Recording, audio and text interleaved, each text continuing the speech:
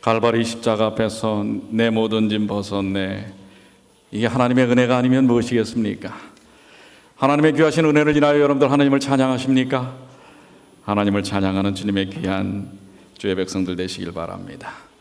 저는 오늘 이 아름다운 찬양처럼 은혜를 깨달았을 때 우리의 삶이 슬픔으로 무거운 짐으로 가득 채워지고 눌려 있을 때일지라도 십자가 안에서 그 모든 짐을 벗게 하시고 하나님의 귀한 축복을 누리게 하시는 것은 전적으로 주님의 은혜인 것을 감사합니다. 오늘 그 귀한 은혜의 말씀, 은혜의 놀라운 역사들을 체험하시게 되길 바랍니다. 우리 뉴욕시티에 기억력 문제를 전문적으로 담당하는 신경정신과 의사가 있습니다. 그 사람의 이름은 가야트리 데비라고 하는 사람인데요, 이 가야트라 데비는 이렇게 얘기합니다. 사람들이 특정 기억을 회상하는 횟수가 많아지면 많아질수록 관련 기억의 조각들과 회로들이 더욱 밀접해지고 강력해진다고 하는 것입니다. 다시 말해서 어떤 것들을 계속해서 기억하면 그만큼 그 기억이 더 강력해지고 또렷해진다고 하는 것입니다. 그리고 그 기억의 영향을 받는다고 하는 이야기입니다. 이 말은 사람이 행복과 불행에 대해서도 어떤 것을 기억하느냐에 따라서 결정된다고 하는 것입니다. 그러니까 무엇을 자꾸 기억하느냐에 따라서 행복하기도 하고 불행하기도 한다고 하는 것입니다. 자, 불행한 사람들은 대개 뭘 많이 기억할까요? 행복했던 일을 기억할까요? 아니면은 뭘 많이 기억할까요? 섭섭했던 일. 또 어떤 일이요? 마음에 맺혔던 일. 결국 이런 것들을 생각하다가 그것에 함몰이 되어서 또 계속 그거에 영향을 받고 스트레스를 받고 그것이 이제 결국은 우리의 몸에게 영향을 미친다고 하는 것입니다. 그런데 행복한 사람은 행복한 것을 기억합니다. 특별히 우리 이 자리에 앉아 계신 여러분들과 저는 뭘 많이 기억해야 할까요? 하나님의 은혜를 기억한다면 불행할까요? 행복할까요? 자, 여러분들은 행복한 사람입니까? 불행한 사람들입니까? 행복한 사람들이시지요. 오늘 그 하나님의 은혜, 여러분들이 삶을 통해서 우리의 이 대뇌 속에 담겨져 있던 기억의 주머니에서 무엇을 좀 꺼내시면 좋겠어요.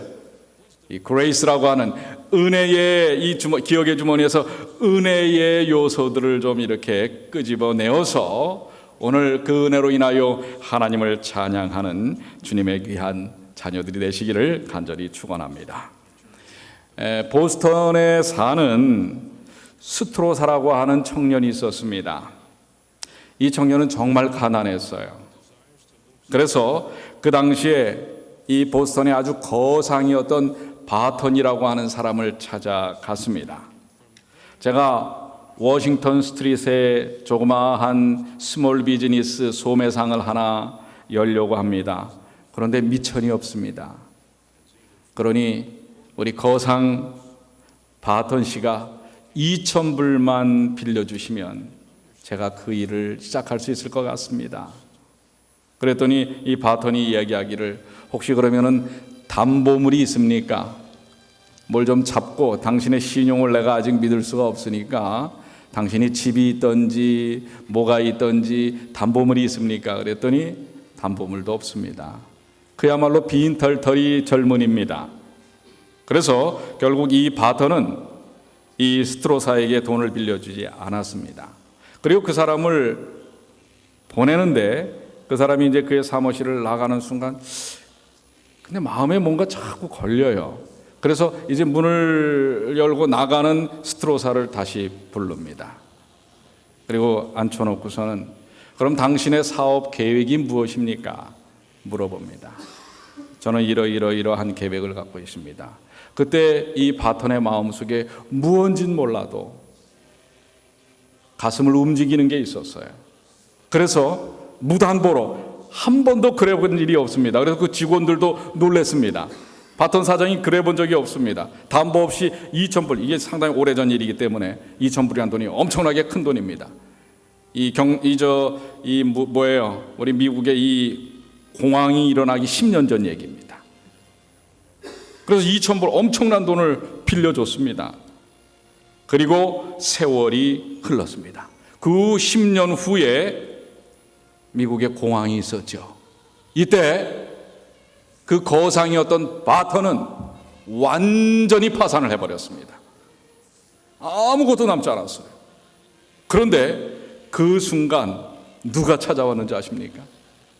바로 10년 전에 그 2,000불 무담보로 그저 젊음의 패기 하나 믿어주고선 꿔줬던 그 스트로사가 찾아온 것입니다. 와서는 오늘 사장님의 소식을 제가 들었습니다. 사장님에 대해서 제가 좀 도와드릴 마음이 있습니다. 그랬더니 바턴이 당신은 나한테 돈을 빌려가고 몇 년 안에 그 돈을 다 갚지 않았습니까? 그랬을 때에 이 스트로사가 뭐라고 얘기했는 줄 아십니까? 빌렸던 돈은 모두 다 드렸지만 도와주셨던 은혜는 남아 있습니다. 그래서 오늘 저는 선생님이 당하고 계신 이 어려움에 얼마라도 도움이 될 수 있으면 그것이 나의 의무라고 생각합니다. 하고 사실 부채를 싹 갚아줬습니다. 여러분, 이런 얘기를 들으면 가슴이 좀 뜨거워지지 않습니까? 감동스럽지 않습니까? 이게 은혜입니다. 부모의 은혜를 기억하는 사람을 효자라고 얘기합니다. 선생님의 은혜를 기억하는 사람을 좋은 제자라고 이야기합니다. 무엇보다도 하나님의 은혜를 기억하는 사람을 뭐라고 얘기합니까? 바로 여러분과 저라고 얘기합니다. 그리스도인이라고 얘기합니다. 먹고 마시며 하루하루 살아가는 것이 우리에게는 다 누구의 은혜입니까? 누구의 은혜지요? 하나님의 은혜입니다. 이 그 크신 은혜, 먹고 사는 것뿐만 아니라 이 시대를 위해서 하나님의 백성 삼아주시고 또 이 마지막 세상을 향하여 놀라운 복음의 주머니를 우리에게 안겨주신 하나님의 은혜, 이 은혜를 여러분들 그동안 사실 하나님의 은혜가 얼마나 큰지 모릅니다. 크셨는지 몰라요. 근데 우리의 삶에 지쳐가지고 그 은혜를 그저 뭐예요? 기억의 주머니 저 깊숙이 우리가 그냥 집어넣어놨는지 모릅니다. 오늘 이 예배를 통해서 우리에게 베푸셨던 하나님의 은혜를 우리의 그 삶의 깊숙한 곳, 우리의 기억의 깊숙한 곳, 여기에 있던 것들을 여러분들 다 찾아서 끄집어 내셔서 하나님께 영광 돌리시게 되길 바랍니다. 그럴 때 하나님은 더 놀라운 능력으로 우리에게 함께 하실 것입니다. 정신과 가이티 데비가 말했던 말이 아니라 사람의 특정 기억을 회상하는 횟수가 많아지면 많아질수록 그 기억의 조각과 회로는 강력해진다. 하나님의 은혜에 대하여 기억하면 기억할수록 여러분들 은혜가 더욱더 넘치는 삶을 살 수 있다는 사실을 성경은 이야기합니다. 그래서 오늘 본문의 말씀이 무엇입니까? 바울은 그래서 고백합니다. 고린도전서 15장 10절에 뭐라고요? 그러나 나의 나 된 것은 하나님의 은혜로 된 것이니 내게 주신 그의 은혜가 헛되지 아니하여 내가 모든 사도보다 더 많이 수고하였으나 내가 아니요 오직 나와 함께 하신 하나님의 무엇이로다? 은혜로다. 여러분, 바울이 어떤 사람이었습니까? 바울은 욕망의 사람이었습니다. 다메섹으로 그가 정치적인 출세를 위하여 사람들을 잡아 죽이는 일에 앞장섰던 사람입니다. 자신의 신념과 목적을 위해 스데반의 살인을 교사 뒤에서 조종했던 사람입니다. 그런 사람이 지금 뭐가 됐어요? 무엇이 됐지요? 하나님의 사도가 된 것입니다. 사실 어떻게 보면은요, 사도가 될 수 없는 사람이 된 것입니다. 그렇기 때문에 나의 나 된 것은 아무리 생각해도 하나님의 은혜일 수밖에 없다는 것을 고백하는 것입니다. 아무리 그가 사내들인 회원이었고 바리새인 중에 바리새인이었고 최고의 석학이었지만 그것은 아무 의미가 없다는 것을 그는 고백하는 것입니다. 뭐만이 그의 삶을 되돌아봤을 때 자신을 이루는 것이 오직 뭐밖에 없다는 것을 깨달은 거예요. 하나님의 은혜. 오늘 여러분들이 이 자리에 앉아 계신 것이 오로지 무엇밖에 없음으로 인한 것이라는 것을 기억하셔야 합니까? 하나님의, 다 같이 한번, 하나님의, 그렇게 여러분들이 이야기를 하실 때 그 기억의 주머니에 있던 은혜의 감동이 되살아나는 것입니다. 하나님의 무엇 때문이었다? 은혜 때문이었다. 성경에 1125번이나 이름이 거론되는 사람이 있어요. 1000번이 넘게. 누굴까요? 성경에 1000번 이상의 이름이 나오는 사람이 있어요. 정확하게 보니까 1125번이에요. 누굴까요? 다윗입니다. 다윗. 여러분들 요번에 제가 지난 목요일까지 연수에 참석했잖아요. 목사들도 그렇게 새로운 또 정보와 은혜들을 나누어야 할 것 같아요. 근데 우리가 말씀을 이제 잠깐 쉬는 시간에 목사들도 목사들끼리 만나면 좀 쉰 소리를 좀 합니다. 사람이라 어쩔 수 없어요. 그런데 이런 얘기가 나왔어요. 부활 후 우리가 만나서 해서는 안 될 이야기가 무엇일까? 그러니까 이제 부활한 다음에 사람들을 만날 거 아니에요. 그런데 만나가지고 해서는 안 될 이야기들이 뭐가 있을까? 이렇게 얘기를 하다가 한 목사가 그런 얘기를 해요. 절대로 우리아를 만나가지고 밧세바 얘기하면 안 돼. 그러는 거예요. 왜요? 우리아는 이미 죽을 때 밧세바가 나중에 다윗한테 시집간 거 알아요, 몰라요? 모르고 죽은 거예요. 그걸 굳이 우리가 가서 딱 부활한 다음에 우리아를 만나는데 그 밧세바가 어떻게 된 줄 아시오? 이 얘기를 굳이 우리 입으로 할 필요가 없다는 얘기예요. 네, 참 그렇습니다. 이 다윗, 바로 그러했던 다윗, 그 장본인 다윗, 얼마나 파렴치 아닙니까? 예, 죄송합니다. 또 다윗 나중에 한 목사 모년 모월 모일에 나를 씹었지 이렇게 다윗이 또 부활해서 또 얘기할지 모르겠어요. 그런데 정말 보면은 다윗은 말이에요, 파렴치 않아요. 이 다윗이 시편 51편에 다윗이 밧세바와 동침한 후 선지자 나단이 와가지고 당신이야말로 진짜 죄인이요, 왕 앞에다가 그렇게 직격탄을 날렸을 때에 그가 그 자리에 무릎을 확 꿇지 않습니까? 그 전까지는 죄에 빠져가지고 새로운 여인을 얻은 것에 대한 몰라요. 이 죄에 빠져가지고 이것저것 생각 못했던 다윗이었는데 선지자 나단의 그 지적에 그가 정신이 바짝 들어서 고백한 시편이 바로 시편 51편입니다. 여기 1절과 2절의 말씀 보면 하나님이여 주의 인자를 쫓아 나를 긍휼히 여기시며 주의 많은 자비를 쫓아 내 죄가를 도말하소서. 얼마나 큰 죄입니까? 살인죄요, 간음죄입니다. 우리아를 밧세바를 취하기 위하여 어떻게 해요? 음모를 써가지고 적진 깊숙이 집어넣고 빠져나오게, 다른 병사들은 빠져나오게 해서 결국 죽이지 않습니까? 정말 치졸한 사람입니다. 2절 나의 죄악을 맑게 씻기시며 나의 죄를 깨끗이 지하소서. 얼마나 그 죄가 추악하면 깨끗이 지워주세요 하겠습니까? 18절에는 주의 은택으로 주의 은혜로 시온의 선을 행하시고 예루살렘 성을 쌓으소서. 내가 용서받는 것은 전적으로 내가 뭔가를 했기 때문이 아니라 주님의 은혜입니다. 왕이기 때문이 아니라 제가 그동안 해왔던 하나님을 위한 그 일 때문에 나 좀 봐주세요가 아니라 전적으로 누구의 은혜라고요? 하나님의 은혜일 수밖에 없습니다 라고 고백하는 것입니다. 오늘 여러분들 이 고백이 있어야 할 것입니다. 이 고백이 있어야 은혜가 무엇인지를 더욱더 깊이 깨닫는 것입니다. 우리나라 속담에 은혜는 물에 새기고 원수는 돌에 새긴다라는 말이 있어요. 이 말이 좋은 말이에요, 나쁜 말이에요? 참 나쁜 말이에요. 은혜는 어디다 새기고? 물에 새기면 물에 새겨져요, 안 새겨져요? 물이 흘러가면 없어지잖아요. 그러니까 우리가 그렇게 산다는 거예요. 그리고 뭐는요? 원수는 어디다 새겨요?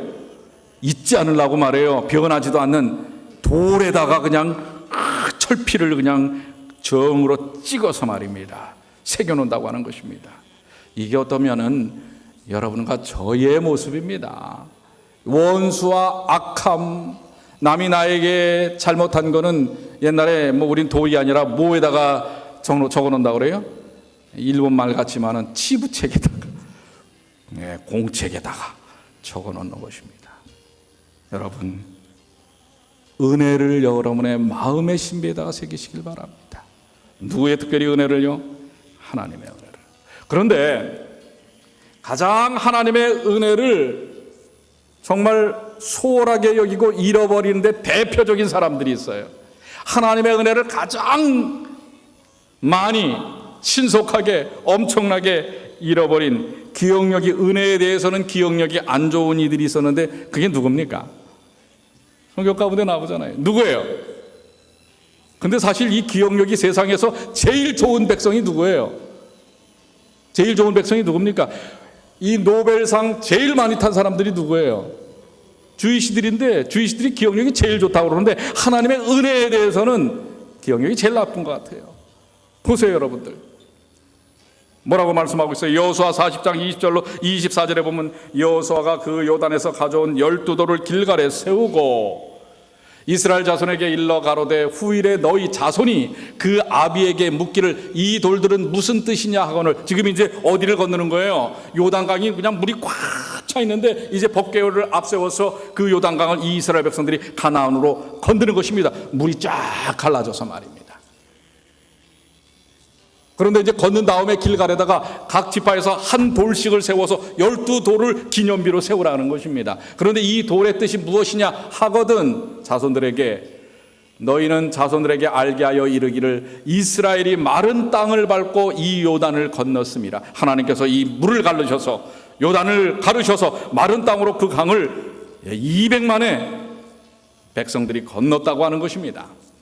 너희 하나님 여호와께서 요단물을 너희 앞에 마르게 하사 너희로 건너가게 하신 것이 너희 하나님 여호와께서 우리 앞에 홍해를 말리시고 그거보다 더 큰 40년 전에 벌써 이미 그 역사가 있었어요, 없었어요?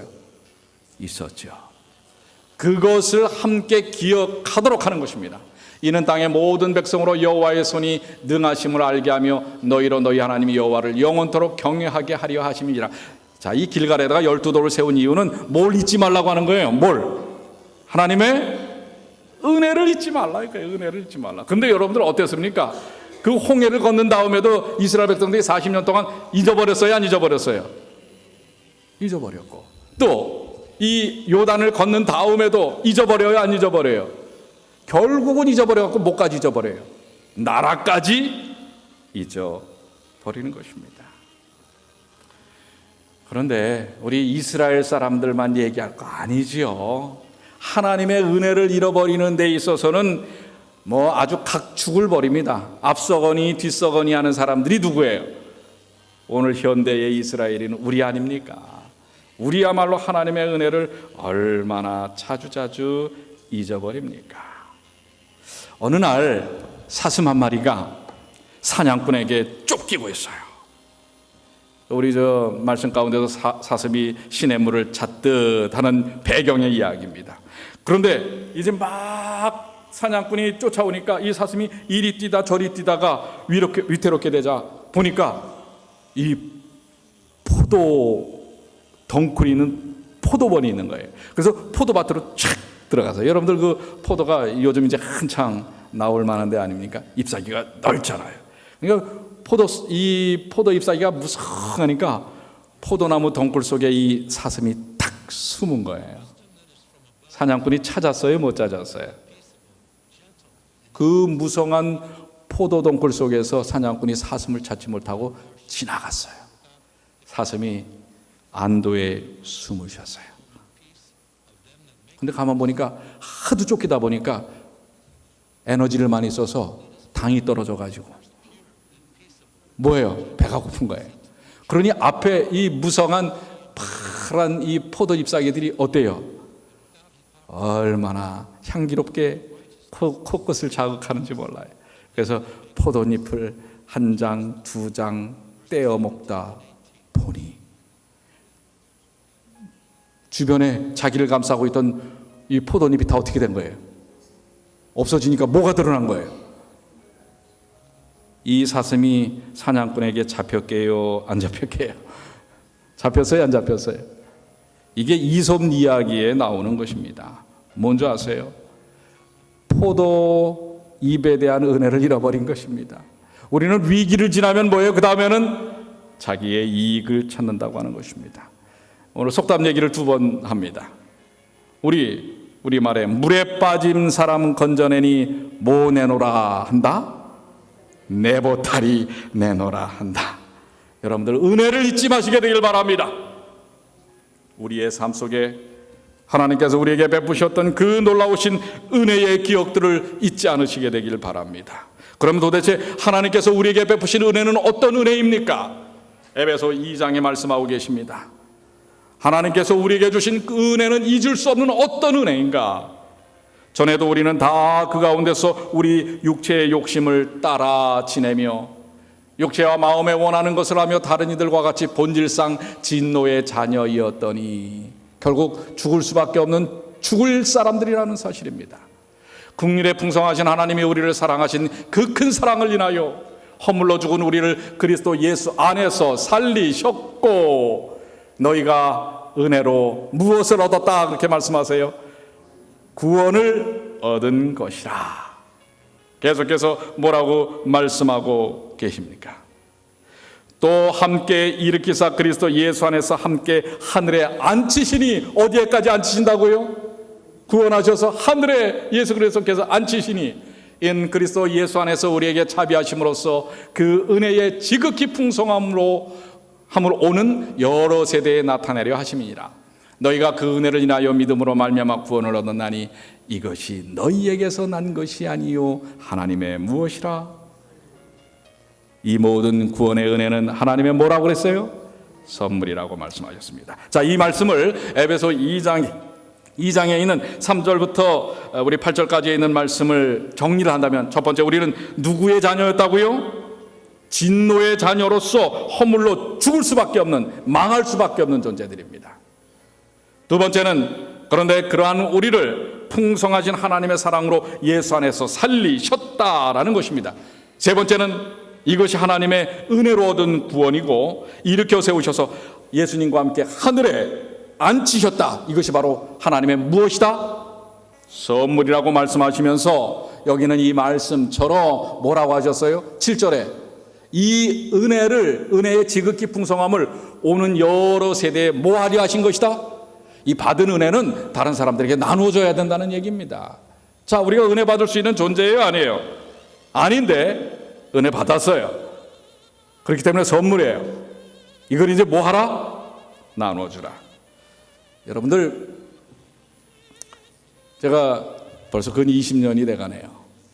한국삼육에서 한번 우리 저녁 시간에 말씀드린 적이 있어요. 기숙사 관장을 했죠. 우리 200여 명의 아이들이 있습니다. 중학교 1학년부터 고등학교 3학년까지 6개 학년이 있습니다.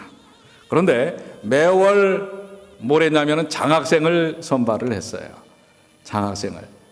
왜냐하면 여러분들 그 시절에도 기숙사비가 만만치 않습니다.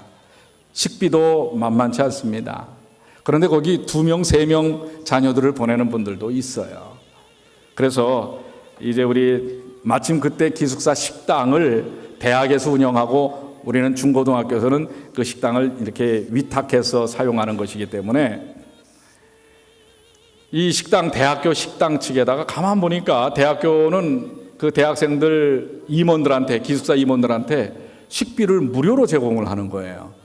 그런데 우리 고등학생들은 자치회장 하나 하고 생활부장 하나 하고 둘밖에 주질 않아요. 인원수대로 하면 6명의 식비 지원을 받아야 돼요, 우리도. 그래서 그거를 대학 측과 정말 오랜 시간 약간의 투쟁을 거쳐서 TO를 6개를 갖고 왔어요. 그래서 이 두 명은 어차피 생활부장과 자치회장은 계속해서 받았던 사람이니까 이제 4명 거를 반씩 나누어서 8명을 장학금으로 매달 주는 것입니다. 그런데 이 장학생을 제가 선발하지 않아요. 우리 각 학년별로 대표들이 있는데 모여가지고 자, 이번 달에는 누구에게 장학금을 줄 것인가 하는데 공부 잘해서 주는 게 아닙니다. 어떻게 하냐면 기숙사 생활을 잘하면 줍니다. 그리고 2명이나 3명이 있는 가정에 먼저 줍니다. 그러니까 여러분들 한 달에 한 번씩 8명씩이 장학생이 되는 거예요. 이거는 학교에서도 그렇게 받을 수가 없어요. 아마도 성적 장학금으로는 평생 받을 수 없는 장학금을 거기서 받는 것입니다. 그러면은 한 달에 한 번씩 그렇게 해서 선발이 되면 전체 200명의 학생들이 있는 자리에서 나오도록 해가지고 장학증서를 주는데 그냥 빈 봉투만 줘요. 왜냐면 돈은 나중에 이제 재무실에서 받아서 줘야 되니까. 근데 문제가 뭔지 아세요?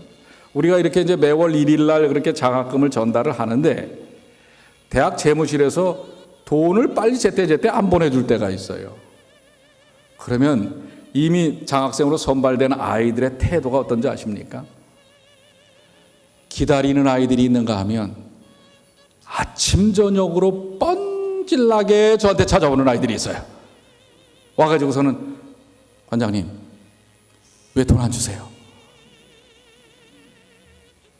근 열흘 동안을 그렇게 쫓아다니는 아이들이 있어요. 꼭 뭐예요? 저한테 모한 돈 맡겨놓은 것처럼 빌린 돈 맡겨놓은. 제가 나중에 보면은 빚쟁이 같아요. 뭐예요? 뭘 잊어버린 거예요? 은혜를 잃어버린 것입니다. 그거 관장이 떼어먹지 않거든요. 학교에서 주지 않습니다. 그런데 이미 우리에게 은혜로 주어진 것을 당연한 것으로 왜 우리가 은혜에 대하여 기억하지 못하는가? 그것이 은혜라고 생각하지 않기 때문에 그런 것입니다. 그래서 오늘 여러분들 로마서 4장 4절에 분명히 우리에게 말씀하고 있습니다. 여러분들 은혜가 뭔지 아십니까? 이 말씀을 정확하게 이해하십시오. 일하는 자에게는 그 삭슬 은혜로 여기지 아니하고 빛으로 여기거니와. 내가 장학금 탔다 이거예요. 내가 잘나서 탄 줄 아는 겁니다. 내가 일했기 때문에 어떤 것을 얻어야 된다라고 여기는 사람은 은혜로 여기지 않고 뭐로 여긴다고요? 빛으로 여긴다고 하는 것입니다. 그런데 5절에 일을 아니할지라도 경건치 아니한 자를 의롭다 하시는 이를 믿는 자에게는 그의 믿음을 의로 여기시나니 일한 것이 없이. 우리 6절 한번 다 같이 읽어보겠습니다. 일한 것이 없이. 시작. 일한 것이 없이 하나님께 의로 여기심을 받는 사람의 행복에 대하여 다윗의 말한 바. 이게 바로 은혜란 말입니다. 일한 것이 없이 하나님께서 우리를 의로 여기시는 거예요. 오늘 우리가 구원받은 것은, 우리가 이 땅에서 풍성한 이 모든 것들을 누리는 것은 다 우리의 일한 바대로 얻은 것이라면 여러분들 당연한 것입니다. 그것은 하나님의 은혜가 아니에요. 그래서 하나님께 여러분들 뭘 구할 이유도 없어요. 그렇기 때문에 뭐예요? 주장하게 됩니다. 그런데 여러분들 구원을 여러분들이 주장할 수 있어요? 구원을 여러분들 스스로가 이룰 수 있어요? 그런데 왜 우리는 신앙생활하면서 때때로 그렇게 주장을 하는 경향을 저도 보이고 우리도 보일 수 있다고 하는 것입니다. 나폴레옹이 근무 시간에 경계를 쓰는데 나폴레옹이 그 진지를 이렇게 순방을 하다가 졸던 병사를 하나 발견을 했어요. 그 즉시로 나폴레옹이 어떻게 명령했는지 아십니까? 저 병사 사형. 여러분, 이 전쟁에서 지는 것은요, 전쟁에서 질 수는 있지만 경계에 지면은 그 전쟁을 이길 수 없다고 하는 것입니다. 때로는 전략은 질 수 있어요. 그러나 경계, 다른 적들이 쳐들어오는 것을 제대로 이렇게 깨어서 보지 못하면 그거에 대해서는 감당할 수 없다는 것입니다. 그래서 사형 선고를 내렸어요. 그리고서는 시찰을 하다가 이제 사형 집행이 얼마 남지 않았습니다. 그런 과정 속에서 나폴레옹이 그 마침 또 공교롭게도 그 병사가 사는 마을을 지나치게 됐어요. 그런데 그때 이 나폴레옹이 이렇게 쭉 가고 있는데 그 마을 사람들이 막 환호를 했지요. 근데 갑자기 젊은 여자 하나가 나폴레옹의 말 앞에 탁 나서는 거예요. 그러더니 거기에 넙죽 엎드려서는 간절히 황제시여, 제 소원을 좀 들어 주십시오. 갑자기 일어난 일이니까 주변에서 누가 막지도 못했어요. 그런데 사람들이 막 끌고 가려고 하니까 나폴레옹이 막았어요. 도대체 저 젊은 여자가 뭐가 그렇게 다급한 일이기 때문에 황제가 지나가는데 이렇게 길을 막고 한번 얘기나 들어보자 한 것입니다. 그랬더니 그 여인이 얘기하는 게 그것입니다. 황제시여, 얼마 전에 근무 시간에 졸다가 사형 선고를 받은 병사가 얼마나 있으면 저랑 결혼할 사람입니다. 제 피앙세, 제 애인입니다. 그를 좀 제발 살려 주십시오. 그 젊은 병사에게 새로운 삶의 기회를 주십시오. 그랬더니 나폴레옹이 그 여자에게 뭐라고 얘기했는지 아십니까? 근무 시간에 자는 것은 사형에 해당한다. 그러니 그는 은혜 받을, 사면에 대한 은혜 받을 자격이 없다. 맞는 말이에요. 그런데 여러분들, 그러자 이 젊은 여자가 뭐라고 얘기했는지 아십니까? 폐하, 은혜를 받는데 자격을 요구한다면 그것은 더 이상 은혜가 아닙니다. 그렇습니까? 안 그렇습니까? 은혜가 뭐예요? 자격이 없는데 받는 것이 은혜인 것입니다. 자격에 맞춰서 받는다면 그게 은혜입니까? 오늘 여러분들, 우리가 그렇게 자격이 없는 사람들이지만은 하나님의 놀라우신 구원의 역사를 경험한 사람들, 하나님께서 우리를 구원한 하나님의 선물을 받은 사람들입니다. 여러분들이 자격이 있어서 그래요? 자격이 없는데도 받았기 때문에 우리가 뭐라 얘기하는 것입니까? 전적으로 하나님의 무엇이다? 은혜다. 여러분들이시여, 여러분들 신앙생활하면서 하나님의 은혜를 찬양하시게 되길 바랍니다. 여러분들이 한 것에 대해서 주장하시라는 게 아니에요. 할 것에 대해서 주장하지 마십시오. 우리는 한 것도 없고 할 것도 없고 아무것도 없는 사람들입니다. 그저 우리 주님의 십자가의 사랑을 통해서만 은혜로 받은 사람입니다. 오늘 보스턴 얘기를 몇 가지 하네요. 우리 이 보스턴 해안에 있었던 일입니다. 날마다 일정한 시간이 되면 백발이 성성한 노인 한 분이 나타나셔서 이 큰 통에다가, 플라스틱 통에다가 새우를 잔뜩 갖고 와서 뭐 하는 거예요? 갈매기들에게 그 먹이를 주는 것입니다. 그렇게 수십 년을 해오고 있는 거예요. 그 사실 돈도 많이 드는 겁니다. 그런데 왜 그렇게 하는지 사람들이 궁금했어요. 그래서 어떤 소년이 물었어요. 할아버지, 아니 할아버지는 왜 매일 돈을 들여서 이렇게 그 수많은 어떤 갈매기가 어떤 갈매기일지도 잘 모르는데 그런 갈매기들에게 이 새우를 계속 던져주십니까? 했더니 이 노인장이 이야기하기를, 얘야, 내가 2차 대전 때 미군 함정의 함장이었단다. 그런데 내가 탄 배가 일본군의 어뢰에 의해서 침몰이 되고 말았어.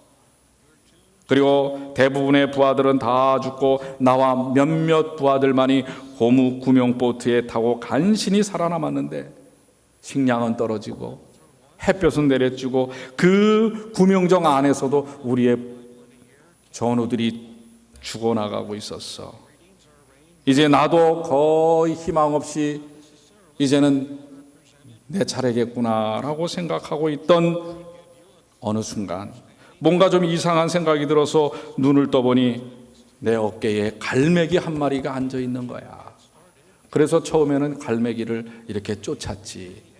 그런데 그래도 계속 이 갈매기가 날아갔다가 다시 와서 내 어깨에 앉고 날아갔다가 다시 내 어깨에 앉는 거야. 그래서 그 갈매기를 잡아 먹었지. 그리하여 내가 조금 더 며칠간 생명을 부지할 수 있었고 그 사이에 구조가 된 것이야. 그래서 나는 너무도 고마웠던 그때의 기억으로 인해 그 갈매기는 이미 내가 먹었지만은 그 갈매기에 대한 고마움을 다른 갈매기들에게 먹이를 나눠주는 일을 통해서 하고 있는 거야. 뭐 그 갈매기는 아니겠지만 그렇게 한다고 해서 갈매기들이 좋아할지 모르겠지만 이 사람의 한평생 마음은 뭘 잊어버리지 않는, 은혜를 잊어버리지 않는 삶을 사는 것입니다. 여러분들 명심보감에 몸에 한 가닥 실 오라기를 감았거든 항상 배짜는 여인을 생각하라. 하루 3끼 밥을 먹었거든 매양 농부의 수고를 생각하라 라는 말이 있습니다. 오늘 여러분들 우리에게 생명을 주신, 하다못해 이 옷을 입은 것에 대해서도 이것을 짜준 사람들을 좀 한번 여러분 생각하세요? 이제 좀 이따가 우리 이제 파트락, 오늘 아마 잔치 음식이 나올지 모르겠어요. 그런데 그걸 자시면서 정말 고마운 마음을 갖고 드십니까? 그런데 하물며 우리에게 생명을 주신 하나님의 은혜에 대하여 여러분들 어떻게 생각하고 계십니까? 오늘 이 하나님의 은혜, 여지껏 여러분들이 오늘 이 자리에 있기까지, 오늘 제가 이 자리에 있기까지 하나님의 그 놀라우신 은혜가 아니면 설 수 없음을 여러분들 기억하시게 되길 바랍니다. 오늘 이 놀라우신, 그러니까 우리가 다른 것들을 너무 생각하기 때문에 하나님의 은혜를 잊어버린지 모릅니다. 그러나 여러분들 기억하십시오.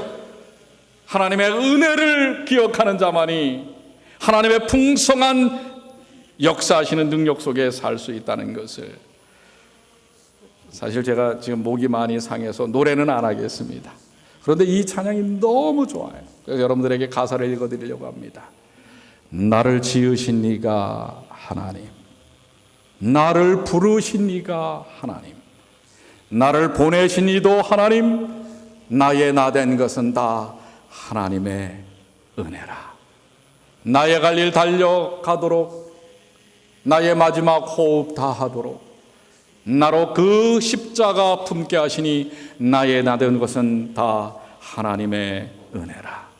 한량없는 은혜, 갚을 길 없는 은혜, 내 삶을 애워싸는 하나님의 은혜, 나 주저함 없이 그 땅을 밟음도 나를 붙드시는 하나님의 은혜.